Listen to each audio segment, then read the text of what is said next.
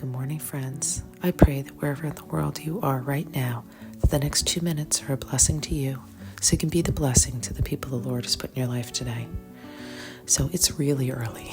I'm like sitting in a closet because it's like 4 a.m. and I don't want to wake the kids. But I woke up thinking about this verse. It's May and things have been swirling around in my mind, and I'm running from this thing to that because I've got 3 kids in school who are finishing up their year, and my littlest one's in kindergarten, so every day he's got to wear a different color or bring a different object in. So it's just been a lot for the past couple weeks, and will be until school ends. But we've been talking about, like in our house, all of my kids are students, and we've been talking about what it means to be a good student. And what does a good student look like? Does a good student get all A's? Or does a good student actually learn something in the process of studying?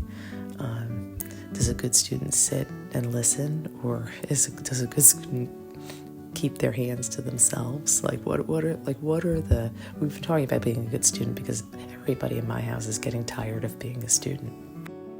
And I know that I've done this verse at least 2 other times, this verse in Matthew, because I love it so much, but I've been mulling over this year a lot, and it reads, "Take my yoke upon you and learn from me, for I am gentle and humble of heart, and you will find rest for your souls." And this verse comes in this little section where Jesus is really talking about what it means to be a disciple or a student of his.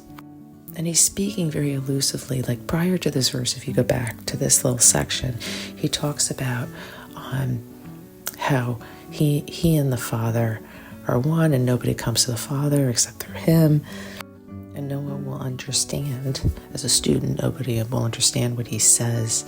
No one will understand the Father unless they understand what he says. And that the wise and the learned will not understand these things, but you need to come to him like children. I mean, it's a lot of this how to be a student of the Lord.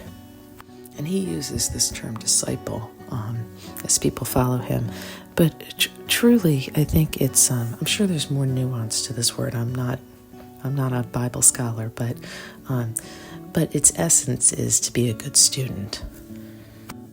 So the question is, am I a good student of the Lord?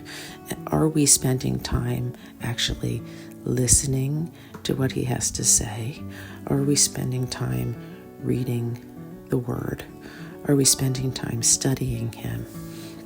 Are we, like I had to say to my 6-year-old in kindergarten, are we keeping our hands to ourselves? Are we keeping our eyes on the teacher?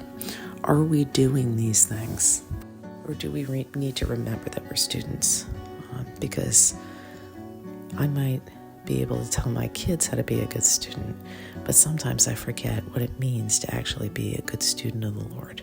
So I just pray that this would be, this little verse, this little word, learn from me, would actually be a real one to you and me today as we go out or stay in and be the blessing. Till next time, Katie.